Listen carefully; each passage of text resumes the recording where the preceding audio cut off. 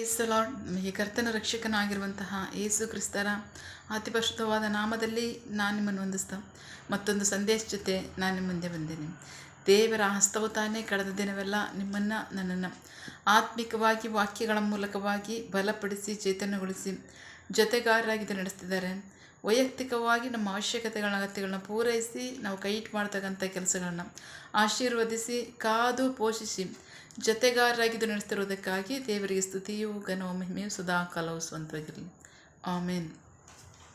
ಈ ದಿನದ ಸಂದೇಶದ ವಾಕ್ಯಭಾಗ 1 ಅರಸುಗಳ ಪುಸ್ತಕ 17ನೇ ಅಧ್ಯಾಯದಲ್ಲಿ 7ನೇ ವಾಕ್ಯದಿಂದ 16ನೇ ವಾಕ್ಯದವರೆಗೆ. First king chapter 17 word 7-16. ಸ್ವಲ್ಪ ಕಾಲವಾದ ಮೇಲೆ ದೇಶದಲ್ಲಿ ಮಳೆ ಇಲ್ಲದ್ದರಿಂದ ಆ ಹಳ್ಳವು ಬತ್ತಿ ಹೋಯಿತು.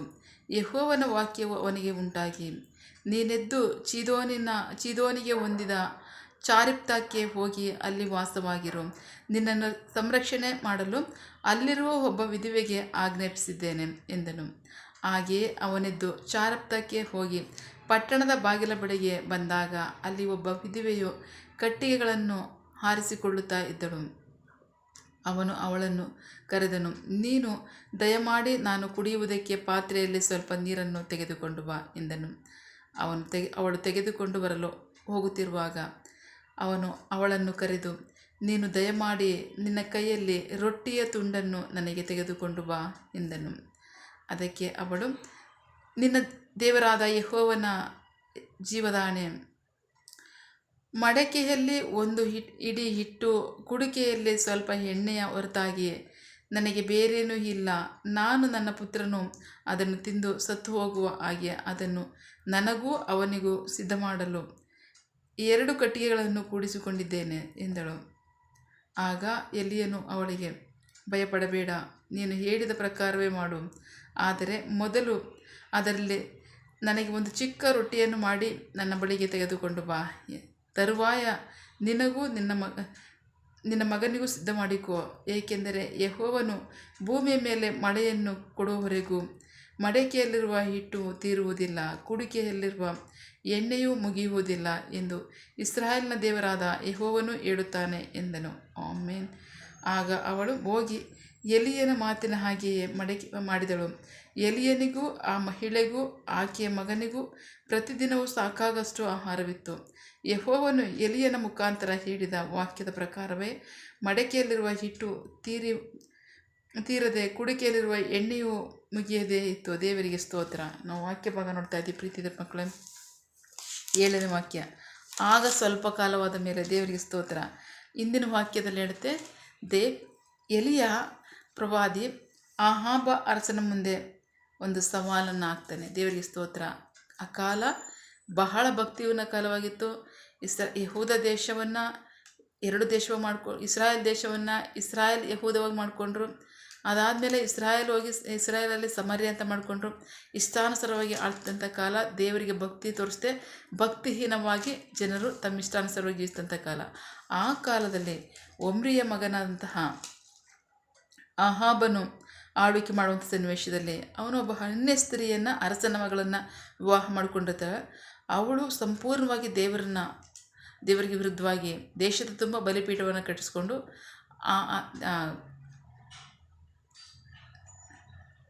ದೇಶದ ತುಂಬ ಅನ್ಯ ದೇವರುಗಳಿಗೆ ಅಶೇರ್ ಸ್ತಂಭಗಳನ್ನು ಸ್ಥಾಪಿಸಿ ಅನ್ಯ ದೇವರುಗಳನ್ನ ಆರಾಧಿಸ್ತಾ ದೇವರಿಗೆ ವಿರುದ್ಧವಾದಂಥ ಕಾರ್ಯ ಮಾಡಿ ದೇವರಿಗೆ ಕೋಪವನ್ನು ಎಬ್ಬಿಸ್ತಾರೆ. ಸೊ ಆ ಸನ್ನಿವೇಶದಲ್ಲಿ ಸೇವೆ ಮಾಡ್ತಂತಹ ಮಹಾಪ್ರವಾದಿಯಾದಂಥ ಎಲೀಯನು, ದೇವರಿಗೆ ಸ್ತೋತ್ರ. ಎಲೀಯನು ನಿಶ್ಚಯವಾಗಿ ಮಹಾಪ್ರವಾದಿನ. ಜೀವಿತ ಕಾಲವೆಲ್ಲವೂ ಬಹಳ ರೋಷವುಳ್ಳವನಾಗಿ ಕರ್ತನಿಗಾಗಿ ಜೀವಿಸ್ತಾ. ಅಷ್ಟು ಮಾತ್ರ ಅಲ್ಲ, ಪರಿಶುದ್ಧ ಪ್ರವಾದಿ. ಅಷ್ಟು ಮಾತ್ರ ಅಲ್ಲ, ಯಾವ ಕ್ಷಣದಲ್ಲಾದರೂ ಸಹ ದೇವರಿಗೆ ವಿರುದ್ಧವಾದ ಕಾರ್ಯವನ್ನು ಮಾಡಿಲ್ಲ, ದೇವರಿಗೆ ವಿರುದ್ಧವಾಗಿ ಅವನು ಜೀವಿಸಿಲ್ಲ. ಸೊ ಅಂಥ ಮಹಾಪ್ರವಾದಿ ದೇವರು ಇನ್ನೊಮ್ಮೆ ಲೋಕದಲ್ಲಿ ಕಳಿಸಿ ಆತನನ್ನು ತನ್ನ ಚಿತ್ತವನ್ನು ಮಾಡೋಕ್ಕೆ, ತನ್ನ ಮಹಾನ್ ಚಿತ್ತ, ಕರ್ತನ ಮಾರ್ಗವನ್ನು ಸಿದ್ಧ ಮಾಡಿ ಆತನ ಆದಿಯನ್ನು ನೆಟ್ಟಿಗೆ ಮಾಡಿ ಎಂದು ಅಡವಿಯಲ್ಲಿ ಕೂಗುವವನ ಶಬ್ದವದೆ ಅಂತ ಯೆಶಾಯ ಪ್ರವಾದಿ ಹೇಳಿದ್ನಲ್ಲ, ಆ ಶಬ್ದವೇ ನಾನು ಅಂತ ಬಹಳ ನಂಬಿಕೆಯಿಂದ ಹೇಳ್ಕೊಂಡಂತಹ ಒಬ್ಬ ಸೇವಕನು ಅವನು. ದೇವರಿಗೆ ಸ್ತೋತ್ರ. ಸೊ ಆತನನ್ನು ಎರಡನೇ ಬಾರಿ ಈ ಭೂಮಿಗೆ ಕಳಿಸಿದ್ದ ದೇವರು ಆ ಒಂದು ದೊಡ್ಡ ಕಾರ್ಯಕ್ಕಾಗಿ. ಸೊ ಆಗಲೂ ಸಹ ಆತನು ಬಹಳ ಶಕ್ತವಾಗಿ ದೇವರನ್ನು ಉಪಯೋಗಿಸಿದನು. ಅವನು ಅಷ್ಟೇ ನಂಬಿಗಸ್ತೆ ನಡ್ಕೊಂಡ ಪರಿಶುದ್ಧ ಪ್ರವಾದಿ. ದೇವರಿಗೆ ಸ್ತೋತ್ರ. ಸೊ ಆತನ ಮಾತಿನ ಮೂಲಕವಾಗಿ ದೇವರು ಪ್ರತಿಯೊಂದನ್ನು ಸಹ ಎಲಿಯನ ಬಾಯಿಂದ ಏನು ಬರ್ತಿತ್ತು ಮಾತು, ಅದು ಮಾತನ್ನೆಲ್ಲ ತಕ್ಷಣವೇ ದೇವರು ಮಾಡ್ತಿದ್ರು. ದೇವರಿಗೆ ಸ್ತೋತ್ರ. ಆ ಸನ್ನಿವೇಶದಲ್ಲಿ ಅಹಾಬ ಅರಸನಿಗೆ ಒಂದು ಸವಾಲನ್ನು ಹಾಕ್ತಾನೆ, ನನ್ನ ಮಾತಿನ ಪ್ರಕಾರವಾಗಲ್ಲದೆ ಭೂಮಿಯ ಮೇಲೆ ಮಳೆ ಆಗಲಿ ಮಂಜಾಗಲಿ ಬೀಳಲ್ಲ ಅಂತ ಒಂದು ಚಾಲೆಂಜ್ ಮಾಡ್ತಾನೆ. ದೇವರಿಗೆ ಸ್ತೋತ್ರ. ಅದನ್ನು ಆತನ ಮಾತನ್ನು ಹಾಡಿದ ತಕ್ಷಣವೇ ದೇವರ ವಾಕ್ಯ ಅವನು ಬರುತ್ತೆ, ನೀನು ಹೋಗಿ ಕೇರಿತ್ ಹಳ್ಳದ ಬಳಿಯಲ್ಲಿ ಅಡಗಿಕೊಂಡಿರುವ ನೀನು, ಅಲ್ಲಿ ನಾನು ಕಾಗೆಗಳಿಗೆ ನಾನು ಆಜ್ಞಾಪಿಸಿದ್ದೇನೆ, ಕಾಗೆಗಳು ನಿನಗೆ ಆಹಾರವನ್ನು ತಂದುಕೊಡೋದಕ್ಕೆ ನಾನು ಕಾಗೆಗಳಿಗೆ ಆಜ್ಞಾಪಿಸಿದ್ದೇನೆ ಅಂತ ದೇವರ ವಾಕ್ಯ ಬರುತ್ತೆ. ದೇವರ ವಾಕ್ಯ ಪ್ರಕಾರವಾಗಿ ಪ್ರವಾದಿ ಎಲಿಯನು ಆ ಕೇರಿತ್ ಹಳ್ಳದ ಬಳಿಯಲ್ಲಿ ಅಡಗಿಕೊಂಡಿರ್ತಾನೆ.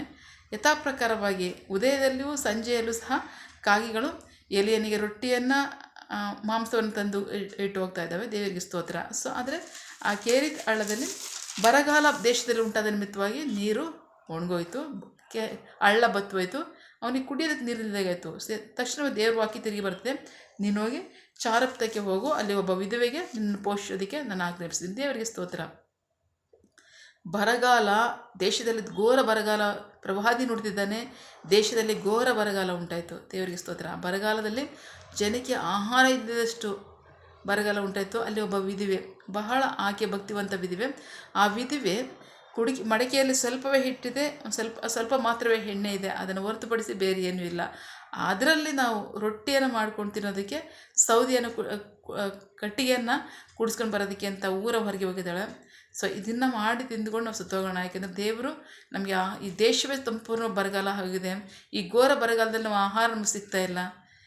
ಇರ್ತಕ್ಕಂತಹ ಸ್ವಲ್ಪ ಹಿಟ್ಟನ್ನು ಎಣ್ಣೆಯನ್ನು ಬಳಸಿ ರೊಟ್ಟಿನ ಮಾಡಿಕೊಂಡು ನಾನು ನನ್ನ ಮಗನು ಸತ್ತೋದ್ರೆ ಸಾಕು ಅಂತ ತೀರ್ಮಾನ ಮಾಡಿ ಆಕೆ ಹೋಗಿ ಊರ ಹೊರಗಡೆ ಕಟ್ಟಿಗೆಯನ್ನು ಕೂಡ್ಸೋಕೆ ಹೋಗಿರ್ತಾಳೆ. ದೇವರಿಗೆ ಸ್ತೋತ್ರ. ಆ ಸನ್ನಿವೇಶದಲ್ಲಿ ಏಲಿಯ ಪ್ರವಾದಿ ಅಲ್ಲಿಂದ ಬಂದು ಅಲ್ಲಿ ನಿಂತ್ಕೋತಾ ಇದ್ದಾನೆ. ಪ್ರವಾದಿಯಲ್ಲಿ ಬಂದು ನಿಂತ್ಕೊಂಡು ಪ್ರವಾದಿ ಕೇಳ್ತಾ ಇದ್ದಾನೆ, ನನಗೆ ಸ್ವಲ್ಪ ಕುಡಿಯೋದಕ್ಕೆ ನೀರು ಕೊಡೋಕ್ಕಾಗುತ್ತಾ ಅಂತ. ದೇವರಿಗೆ ಸ್ತೋತ್ರ. ಆಕೆ ಕುಡಿಯೋದಕ್ಕೆ ನೀರು ತರೋದಕ್ಕೆ ಹೋದಾಗ ಎಲಿಯನು ಹೇಳ್ತಾನೆ, ನಿನ್ನ ಕೈಯಲ್ಲಿ ಒಂದು ತುಂಡು ರೊಟ್ಟಿಯನ್ನು ತೆಗೆದುಕೊಂಡು ಬಂದು ನನಗೆ ಅಂತ. ಸೊ ಪ್ರವಾದಿಗೆ ತುಂಬ ಹಸುವಾಗಿದೆ, ಅವ್ರಿಗೂ ತುಂಬ ಹಸುವಾಗಿದೆ. ಆಕೆ ಹೇಳ್ತಾ ಇದ್ದಾಳೆ, ನಿನ್ನ ದೇವರಾದ ಯೆಹೋವನ ಜೀವದಾನೆ, ನನ್ನ ಮನೆಯಲ್ಲಿ ಸ್ವಲ್ಪ ಹಿಟ್ಟು ಸ್ವಲ್ಪವೇ ಎಣ್ಣೆಯನ್ನು ಹೊರತುಪಡಿಸಿ ಬೇರೆ ಏನೂ ಇಲ್ಲ ಅಂತ ಹೇಳಿದಾಗ ಅವನು ಹೇಳ್ತಾ ಇದ್ದಾನೆ, ಅದರಲ್ಲಿ ರೊಟ್ಟಿ ಮಾಡಿ ತಿಂದ್ಕೊಂಡು ನಾನು ನನ್ನ ಮಗನ ರೊಟ್ಟಿ ಮಾಡಿ ತಿಂದ್ಕೊಂಡು ನಾವು ಸತ್ತು ಹೋಗೋಣ ಅಂತ ಅಂದ್ಕೊಂಡಿದ್ದೀವಿ ಅಂತಂದು, ಅದಕ್ಕೋಸ್ಕರ ಕಟ್ಟಿಗೆಯನ್ನು ಕೂಡಿಸ್ಕೊಂಡು ಬಂದಿದ್ದೆ ಅಂತ ಹೇಳಿದಾಗ ಅವನು ಹೇಳ್ತಾ ಇದ್ದಾನೆ, ಆಯಿತು ನೀನೇನು ಹೇಳ್ತೀಯ ಅದನ್ನು ಆಮೇಲೆ ಮಾಡು, ಮೊದಲು ಅದರಲ್ಲಿ ಒಂದು ಚಿಕ್ಕ ರೊಟ್ಟಿ ಮಾಡಿ ನನಗೆ ತಂದುಕೊಡು ಅಂತ ಹೇಳ್ತಾ ಇದ್ದಾನೆ. ಸೊ ಆಕೆ ರೊಟ್ಟಿ ಮಾಡಿ ತಂದು ಕೊಟ್ಟಾಗ ಅವನು ಹೇಳ್ತಾ ಇದ್ದಾನೆ, ಇನ್ನು ಕುಡಿಕೆಯಲ್ಲಿ 14ನೇ ವಾಕ್ಯ, ಏಕೆಂದರೆ ಯೆಹೋವನು ಭೂಮಿಯಲ್ಲಿ ಮಳೆಯನ್ನು 13ನೇ ವಾಕ್ಯ, ಆಗ ಎಲಿಯನು ಅವಳಿಗೆ, ಭಯಪಡಬೇಡ, ನೀನು ಹೇಳಿದ ಪ್ರಕಾರವೇ ಮಾಡು, ಆದರೆ ಮೊದಲು ಅದರಲ್ಲಿ ನನಗೆ ಒಂದು ಚಿಕ್ಕ ರೊಟ್ಟಿಯನ್ನು ಮಾಡಿ ನನ್ನ ಬಳಿಗೆ ತೆಗೆದುಕೊಂಡು ಬಾ, ತರುವಾಯ ನಿನಗೂ ನಿನ್ನ ಮಗನಿಗೂ ಸಿದ್ಧ ಮಾಡಿಕೋ, ಏಕೆಂದರೆ ಯೆಹೋವನು ಭೂಮಿಯ ಮೇಲೆ ಮಳೆಯನ್ನು ಕೊಡುವವರೆಗೂ ಮಡಕೆಯಲ್ಲಿ ಹಿಟ್ಟು ತಿರುವುದಿಲ್ಲ, ಕುಡಿಕೆಯಲ್ಲಿರುವ ಎಣ್ಣೆಯು ಮುಗಿಯುವುದಿಲ್ಲ ಎಂದು ಇಸ್ರಾಯೇಲ್ನ ದೇವರಾದ ಯೆಹೋವನು ಹೇಳುತ್ತಾನೆ. ದೇವರಿಗೆ ಸ್ತೋತ್ರ. ದೇವರ ಆಜ್ಞೆ ಪ್ರಕಾರವಾಗಿ ಅವನು ಅಲ್ಲಿ ಬಂದಿದ್ದಾನೆ. ಅಲ್ಲಿ ಆಹಾರ ಇರೋದು ಒಂದೇ ಹೊತ್ತಿಗಾಗಷ್ಟು. ಬಟ್ ದೇವರ ವಾಕ್ಯ ಬರ್ತಾ ಇದೆ, ಹೋಗು ಭೂಮಿಯ ಮೇಲೆ ದೇವರು ಮಳೆಯನ್ನು ಸುರಿಸುವವರೆಗೂ ಮಡಿಕೆಯಲ್ಲಿ ಹಿಟ್ಟಾಗಲಿ ಕುಡಿಕೆಯಲ್ಲಿ ಎಣ್ಣೆ ಆಗಲಿ ತೀರಲ್ಲ ಅಂತ ದೇವರೇ ಹೇಳ್ತಾ ಇದ್ದಾನೆ ಅಂತ ಪ್ರವಾದಿ ಹೇಳ್ತಾ ಇದ್ದಾನೆ. ದೇವರಿಗೆ ಸ್ತೋತ್ರ.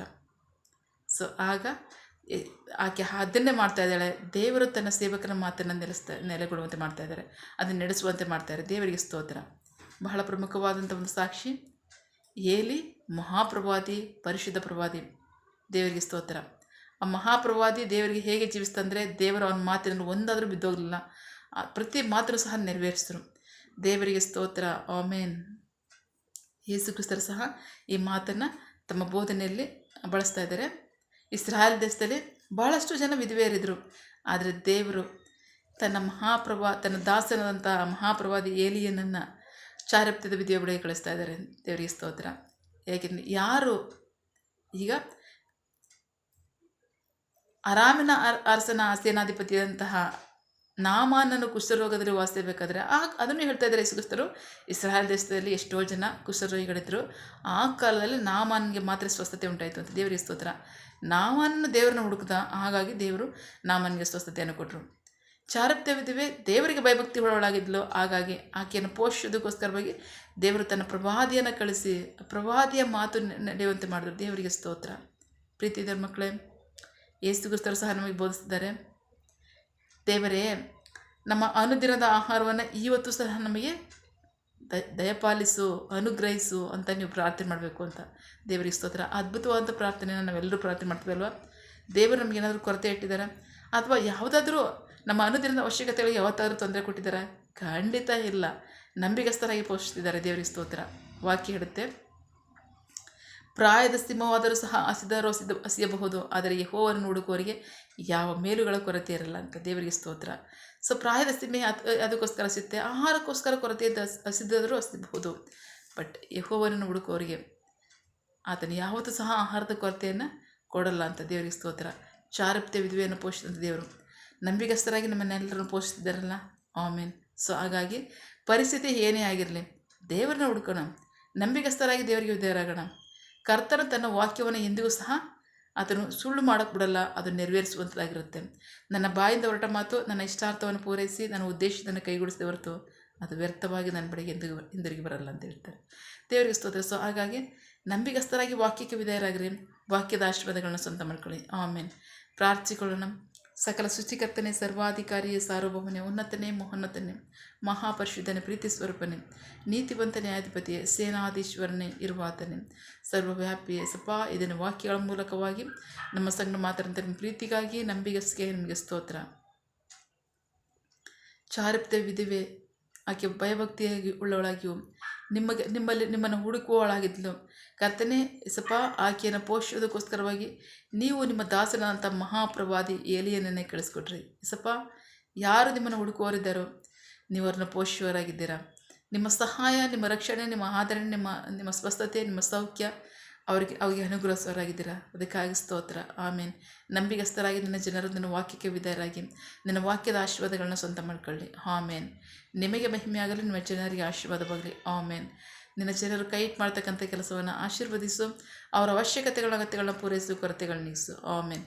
ಯಾವ ಕಾರ್ಯದಲ್ಲಿ ಅವರು ನಿರೀಕ್ಷೆ ಉಳ್ಳವರಾಗಿದ್ದಾರೆ, ಮಕ್ಕಳ ವಿದ್ಯಾಭ್ಯಾಸ, ಆರೋಗ್ಯ, ಅವರ ಜೀವನ ಅಗತ್ಯಗಳು, ಯೌವನಸ್ಥರ ವಿದ್ಯಾಭ್ಯಾಸ, ಆರೋಗ್ಯ, ಅವರ ಜೀವನ ಅಗತ್ಯಗಳು, ಕೆಲಸ, ಬಿಸಿನೆಸ್, ಸೇವೆ, ವಿವಾಹ ಕಾರ್ಯ, ವಯಸ್ಸಾದವರ ಜೀವನ ಅಗತ್ಯಗಳು, ಆರೋಗ್ಯ, ಸೇವೆ, ಯಾವ ಕಾರ್ಯದಲ್ಲಿ ಅವರು ನಿರೀಕ್ಷೆ ಉಳ್ಳವರಾಗಿದ್ದಾರೆ ಆ ಕಾರ್ಯದಲ್ಲಿ ತಕ್ಕ ಸಮಯದಲ್ಲಿ ನಿಮ್ಮ ಚಿತ್ತಾನುಸಾರವಾಗಿ ಅವ್ರದ್ದು ಅಂದ್ಕೊಳ್ಳಿ. ಆಮೇನ್. ನೀವು ಹಾಗೆ ಮಾಡೋ ಪ್ರೀತಿಗಾಗಿ ನಂಬಿಗಸ್ತಿಗೆ ನಿಮಗೆ ಸ್ತೋತ್ರ. ನಮ್ಮ ಪ್ರಾರ್ಥನೆ ನೀವು ಕೇಳಿದ್ದೀರಾ, ಅದರಂತೆ ನಡೆಸ್ತಿರೋದಕ್ಕಾಗಿ ಸ್ತೋತ್ರ. ನಮ್ಮ ಪ್ರಾರ್ಥನೆಯನ್ನು ನಮ್ಮ ರಕ್ಷಕನಾದ ಯೇಸು ಕ್ರಿಸ್ತರ ಅತಿ ಪರಿಶುದ್ಧವಾದ ನಮ್ಮದಲ್ಲಿ ಪ್ರಾರ್ಥಿಸಿ ನಿಮ್ಮ ಪಾದಗಳು ಸರಿಸಿ ನಾವು ಬೇಡಿ ಹೊಂದಿದ್ದೇವೆ ನಮ್ಮ ಜೀವದ ತಂದೆ.